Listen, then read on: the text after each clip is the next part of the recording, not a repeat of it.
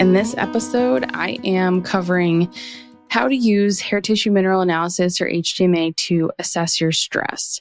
And I talked about this in the previous episode. If you listen to the thyroid episode, yay.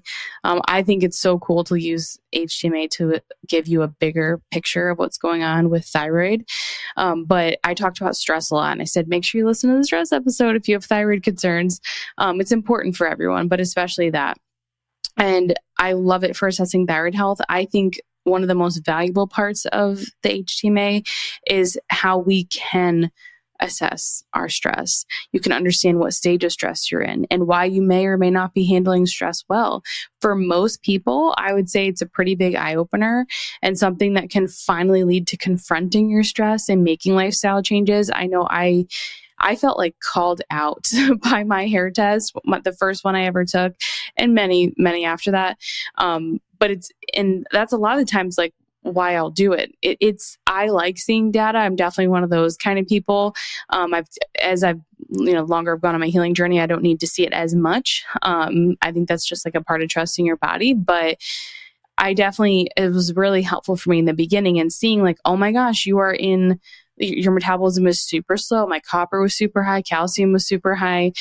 I looked incredibly stressed, but sluggish, which is exactly how I felt. So it was good to see. I've also had tests after that were like fast 4, super low minerals, very eye-opening things. And not that we need to have a test to, make changes, but I do think it can be helpful for a lot of people, especially for those that are like, I don't feel like I'm stressed, because they're just so used to living in that mode. It can be really helpful. So if you are interested in like the thyroid stuff, definitely check out that previous episode. But I think that everyone can benefit from understanding how they can assess their stress on an HTMA. So before we dive right into the stress piece, just want to remind you, this episode is for informational purposes only.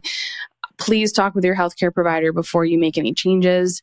I hope you enjoy nerding out, but I don't know you. I'm not your dietitian. So make sure you chat with someone that knows your health history before you make any changes.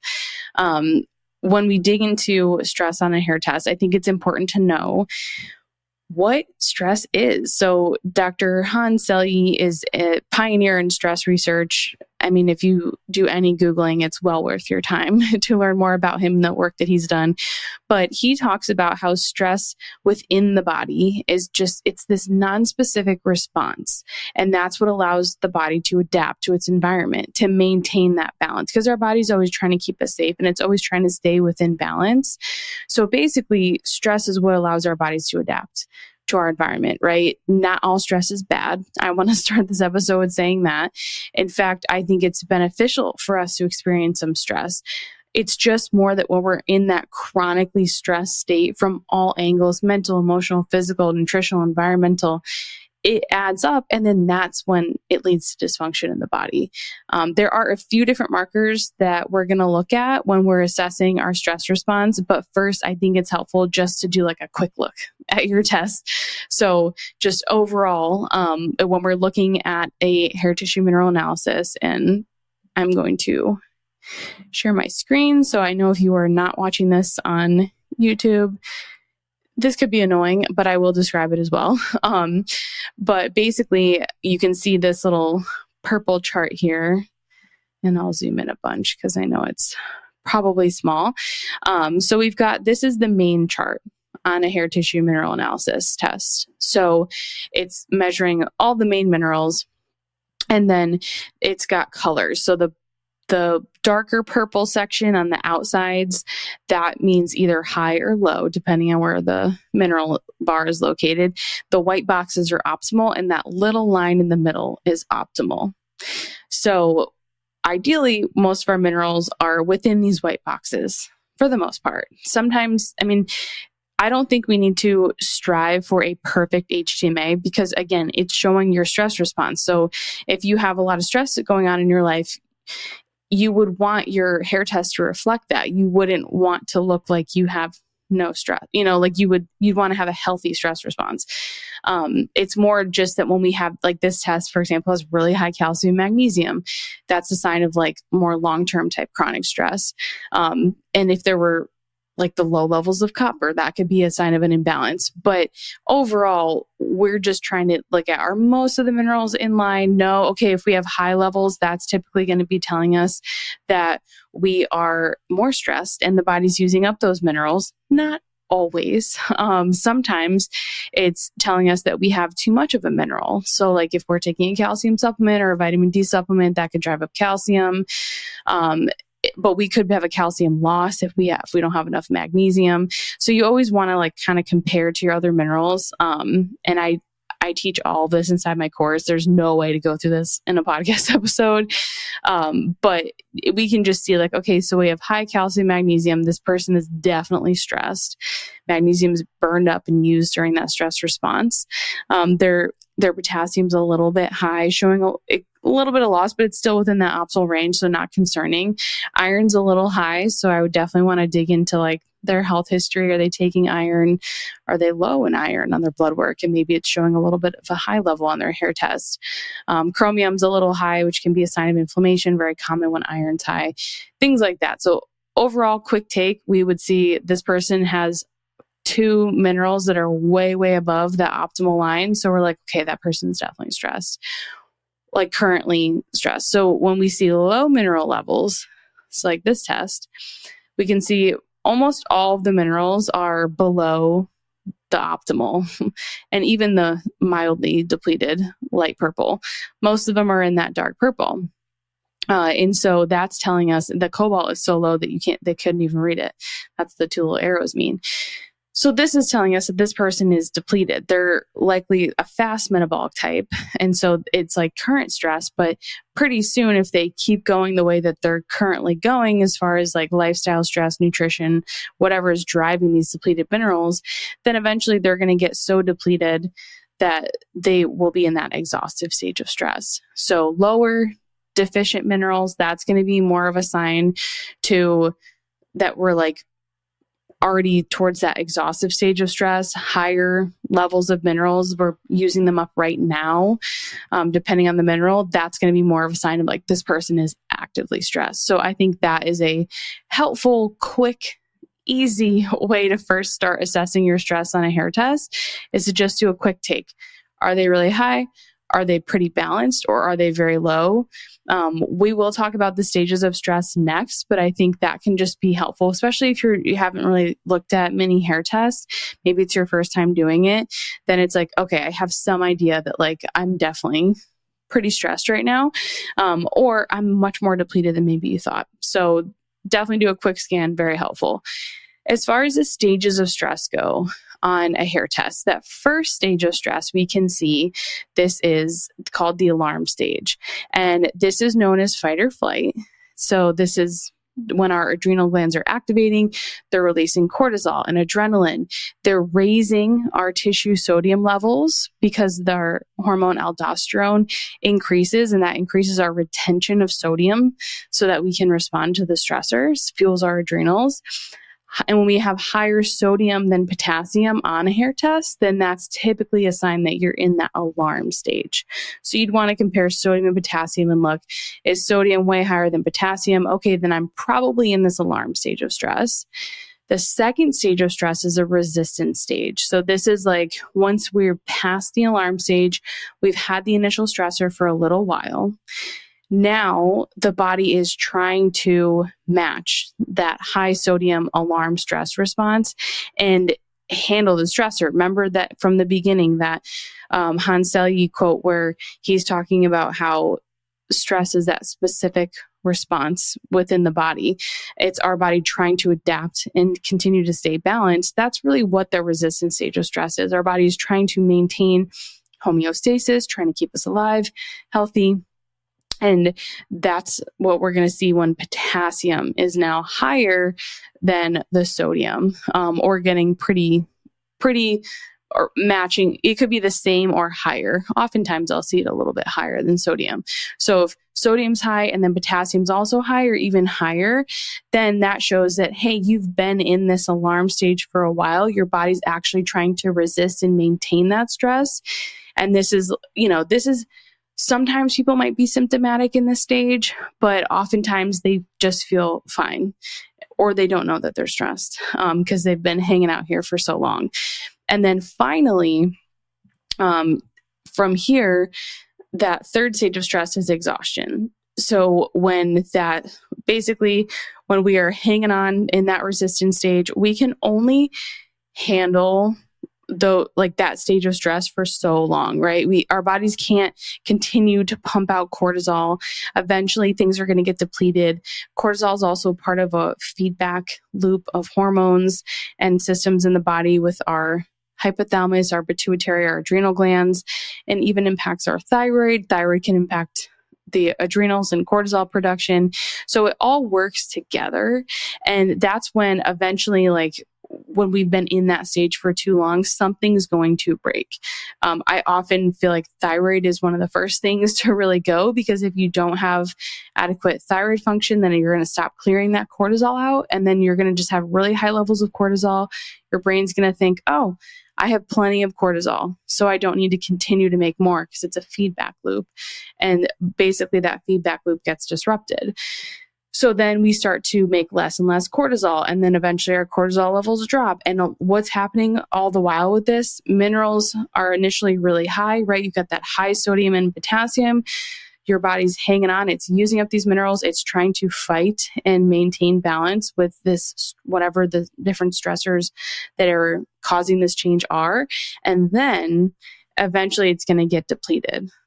And this is typically going to show up as a very low ratio of sodium to potassium on your hair test. And it's when potassium is much higher than sodium. So if they're both really high, potassium is just a little higher, I wouldn't consider that exhaustive. But if sodium is lower, potassium is much higher, then that tells us that your body's moving towards that exhaustive stage of stress.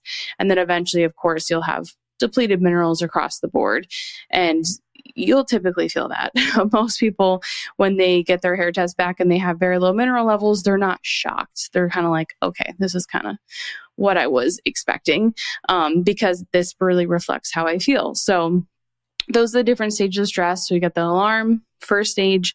It's not bad to be stressed, but it's when we don't come back down, right? Then your potassium increases to match the sodium. That's the second stage of stress. Resistance. Your body's trying to resist this stressor and stay in balance.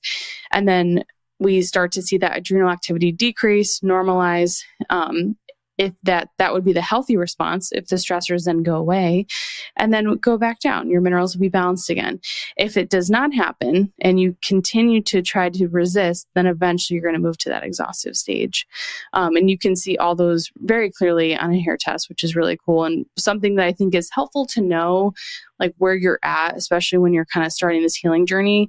And even just for expectations, of oh, okay, I'm really in that exhaustive stage. I'm much more stressed. I've probably been stressed longer than I thought, or this is taking a larger toll on my body than I anticipated. So I'm going to give myself more time and space to heal. I think it can be really helpful. So outside of those the different stages of stress, alarm, resistance, exhaustion, you can look at sodium levels alone, magnesium, and then there are two ratios that I like to look at. So let's talk about stress and sodium first. I talked about this a little bit with the alarm stage of stress, but we do see our nervous system, especially that sympathetic fight or flight nervous system, plays a huge role in how we regulate our sodium levels. So when we're experiencing that stressor, we're in that alarm stage, we increase retention of sodium. And it's interesting because when sodium levels are low, our sympathetic nervous system that alarm stage, it'll turn on in order to increase our sodium levels. So low sodium can actually be a stressor to the body and keep you in that fight or flight state. But over time, those low levels of sodium are going to weaken our adrenal glands and they can lead to fatigue. So especially if low sodium, remember, it leads to less cell permeability. So it makes it harder for nutrients to get inside the cell. I feel like I mentioned this every episode somehow. Sodium is very important. Basically, low sodium makes it harder to get nutrients, hormones inside the cell, which then slows down essentially our metabolism. It can lead to insulin resistance, all those very not fun things. So when we see low levels of sodium on a hair test, then that's a sign that the body's not only currently stressed, because the low sodium will lead to a stress response, but it's typically that it's just depleted of important minerals that are going to support a healthy stress response. So low sodium, I would think that, you probably had a lot of stress for a while. Again, that stress could be nutritional. It could be that you're not getting enough from your diet. It could be supplements that you're taking that are causing sodium depletion, like too much magnesium. It could be that you are in this chronic fight or flight state because of chronic mental, emotional, or other physical stressors. It could be your environment. So many things can drive down that sodium. But if sodium levels are low, you've been stressed for a while. But also know that they are a current stressor to your body. So we definitely want to replenish. And then, and heavy metals are also definitely a stressor. Then when sodium is high in a hair test, that's more like, okay, I'm currently stressed. Currently I'm making aldosterone and leading to more sodium retention, using up more sodium. So sodium, very important for the stress response, adrenal gland function, but also if we don't have enough, it can lead to adrenal gland depletion because it keeps us in that fight or flight. Magnesium is the other really important one, and one that's easy to look at in your hair test as well. When we experience a stressor, our brain gets alerted, sends those signals to our adrenal glands again, releases those stress hormones. And then that activation of that fight or flight nervous system, it actually leads to us excreting magnesium. So stress equals magnesium loss. And this is why on a hair test, you can see very high magnesium, and that signifies that this person is very stressed. When magnesium levels are depleted, similar to sodium, that's a sign that you've probably been stressed for a while and you're moving towards that exhaustive stage of stress. It could also, obviously there can be many root causes of that. And I can't go through all this in the podcast episode because it'd be extremely long. I do cover all this in the course. But basically, low sodium, low magnesium, you've probably been stressed for a while. You could be missing those nutrients from your diet, but there's many other factors as well. And then higher levels are like you're actively experiencing a stressor, or at least, on a hair test, it's looking at the last few months. So the two ratios that I like to use, the sodium potassium ratio, this is also known as the vitality ratio. Sodium potassium are very important electrolytes that they're not only representing our adrenals, but also our kidneys, because that's really how we're controlling the sodium and potassium. And our kidneys are so important, especially I feel like everyone cares about their adrenal glands when it comes to stress. And I'm like, but if you're chronically stressed, your kidneys have been working hard too. So we should care about our kidneys too. But both of these minerals are very sensitive to the stress response, and you can have a high sodium potassium ratio or a low sodium potassium ratio, and they're both signs of stress within the body. But typically that high ratio, that's a sign of more current stress, whereas that low ratio is more of a sign of that chronic long-term stress. And then for the other ratio that I really like is the sodium magnesium ratio, because remember, we just talked about how if high levels of sodium magnesium are a sign of current stress, low levels are more depleted. This is also known as the adrenal ratio. So if sodium, that's regulated by our adrenal hormones, kidneys, this is why if we have an elevated sodium magnesium ratio, it's a sign of increased adrenal output. So a high sodium magnesium means that your adrenals are currently working hard. And typically that means that your sodium is going to be higher than your magnesium. And then, we're definitely going to use that up during the stress response. So that high ratio is fast adrenal activity. It's going to show the body's under stress, leading to energy loss. The low ratio is showing that adrenal activity is much slower, because typically due to low mineral resources. Like high is current stressed, low is this person's very depleted and they've probably been stressed for a while. And it's more of like a chronic stress situation. So sodium magnesium ratio, very helpful. Sodium potassium ratio, very helpful. And just looking at those minerals in general on your hair test and the levels. But I think going through the stages of stress is the really fun part of a hair test, and understanding where am I at? Am I currently stressed? Am I resisting? Or am I really in that exhaustive stage? So hair tissue mineral analysis, HTMA, I think it's great for assessing your stress response. Remember, it does look at the last few months. So it is going to be showing you the last 3 months. So it's not like when you do a urine test for cortisol levels or saliva or blood, that's like a moment in time. Or, if you're doing a urine test, usually it's looking at about 12 hours, depending on the test that you're doing. This is more showing us a broader picture, which is another reason why I love hair testing. The other important part of the picture. So we don't just want to know, okay, I'm super duper stressed, or I've been stressed for a long time, I'm depleted. You have to understand, like, where is this coming from, right? That's like the next step you want to take. You don't just want to I feel like people are always like, okay, like my adrenals are exhausted. Like how do I support my adrenals?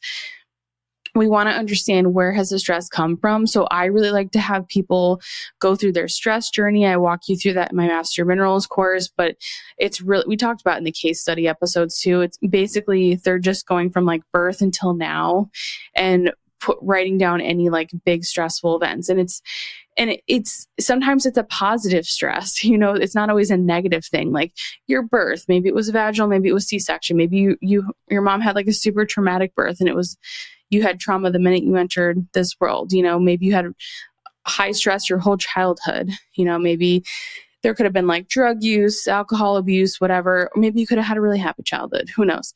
But I would definitely try to put the big things in. I think sometimes the transition to high school is hard. Sometimes if you go to college, that transition can be difficult. Transition from college to the real world, difficult. Like your first job, getting married, awesome. Oftentimes stressful. Not for everyone, but for a lot of people it can be. We got married in Vegas, very not stressful. So I wouldn't put that on mine, but I have a ton of friends that had they had amazing weddings, but it was like so much stress leading up, So that's something. Divorce, moving could be really positive, but also very difficult, right? Birth, pregnancy, postpartum, pregnancy loss, infertility, health struggles, relationships, family, big things that have happened, like major losses that you've had, pets, stuff like that. Just writing that, putting that on a little timeline and just understanding. A lot of times when people do that, they're like, wow, I didn't realize that like I had this and this happen. And then a few months later, all my symptoms started to pop up. So it can be very helpful and healing to get some perspective. It can also just answer some questions as to like, oh, okay, so maybe I did have a bit more going on in that time frame. And then exactly a year later, all this stuff started happening for me. Just something I think can be helpful. The other one is I like to have people do that day in the life exercise inside the course where it's like I have you walk through what your typical day looks like. Again, typically very confronting for people.